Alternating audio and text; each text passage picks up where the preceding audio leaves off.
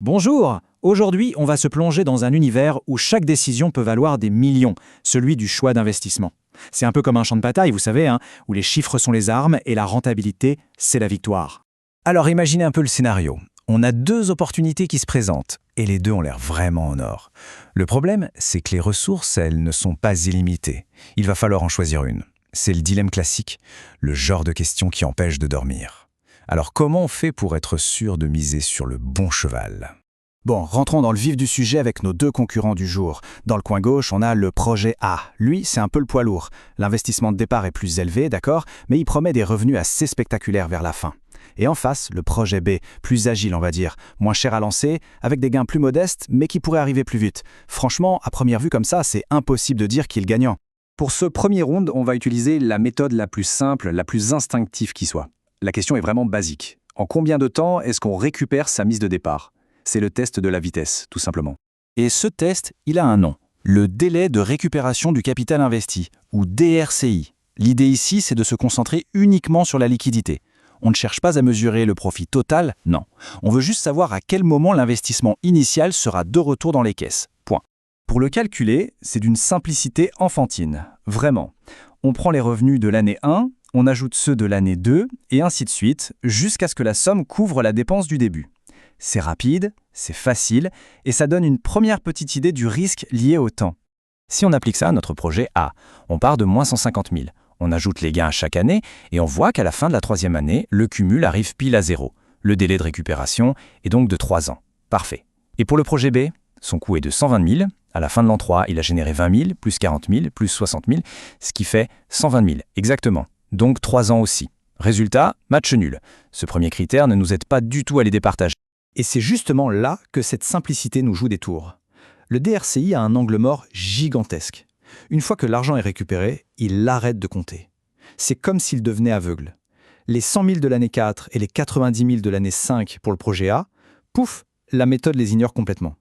Elle mesure la vitesse, ok, mais pas du tout la richesse créée au final. Il nous faut donc passer à un concept supérieur, un concept qui change absolument tout en finance, la valeur temporelle de l'argent. C'est le principe de base de toutes les analyses modernes, et c'est ce qui va nous permettre d'y voir beaucoup plus clair. La question a l'air toute bête, mais la réponse est absolument fondamentale. Et la réponse est non, bien sûr que non. Et comprendre pourquoi, c'est la clé pour prendre de bien meilleures décisions. C'est simple.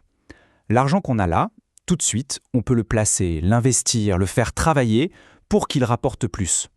Il est certain, l'argent qu'on nous promet dans le futur, lui, il est incertain. Et en plus, sa valeur sera probablement grignotée par l'inflation. Bref, 1 euro aujourd'hui est bien plus précieux qu'1 euro demain. Le mécanisme qui nous permet de comparer des sommes d'argent à différentes époques, ça s'appelle l'actualisation. C'est un peu comme une machine à remonter le temps financier. Elle nous dit ce que les profits de demain valent réellement, en argent d'aujourd'hui. Maintenant qu'on a ce super outil, on peut passer au deuxième round. Et là, on sort l'artillerie lourde, le critère de référence, la valeur actuelle nette, ou la VAN. La VAN, elle fait un truc extraordinairement puissant. Elle calcule la richesse totale qu'un projet va créer, mais exprimée en euros d'aujourd'hui. En gros, c'est la somme de tous les revenus futurs qu'on a ramenés à leur valeur actuelle, moins l'investissement de départ. Et le plus beau dans tout ça, c'est que la règle du jeu est limpide.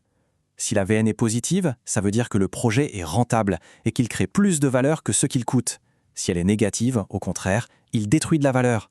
C'est un indicateur super clair pour dire oui ou non. Mais bon, parfois, on aime bien parler en pourcentage. C'est plus parlant, plus intuitif. Et c'est là qu'intervient notre troisième critère, le taux de rentabilité interne, le fameux TRI. Le TRI, c'est un peu le super pouvoir caché du projet. Il nous dit quel est le taux de rendement annuel que l'investissement génère par lui-même. C'est le taux magique qui fait que ce que le projet rapporte est exactement égal à ce qu'il a coûté, en valeur actualisée évidemment. Pour s'en servir, c'est facile. On le compare à un seuil, qui est souvent le coût du capital pour l'entreprise. Si le TRI du projet est plus élevé que ce seuil, alors c'est un bon investissement. Ça veut dire qu'il rapporte plus que ce que l'argent coûte à l'entreprise. Et maintenant, le moment de vérité. On applique ces deux outils à nos projets. Et c'est là que ça devient vraiment intéressant. Le projet A, il affiche une VAN de plus de 52 000 euros. Il crée donc pas mal de richesse. Le projet B, lui, a une VAN plus faible. Mais attention, regardez le TRI.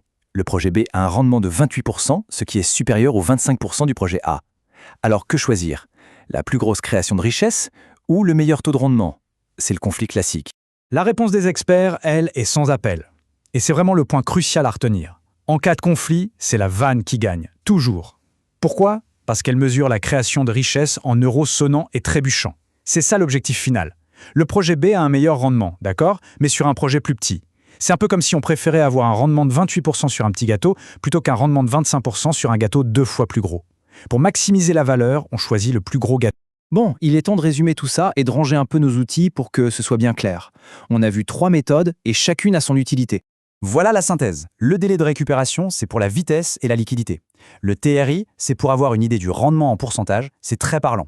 Et la vanne, c'est le critère roi, celui qui mesure la création de valeur absolue et qui permet de trancher en cas de duel. Chacun répond à une question différente et c'est en les utilisant ensemble qu'on a la vision la plus complète. Au final, il faut surtout se rappeler que ces outils, ce sont des aides à la décision, pas des oracles. Ils éclairent le chemin, ils quantifient le potentiel, c'est vrai, mais ils ne remplacent pas la vision stratégique. Car derrière chaque ligne de chiffres, il y a une question bien plus fondamentale. Quelle est la direction que l'on veut vraiment donner à l'entreprise ?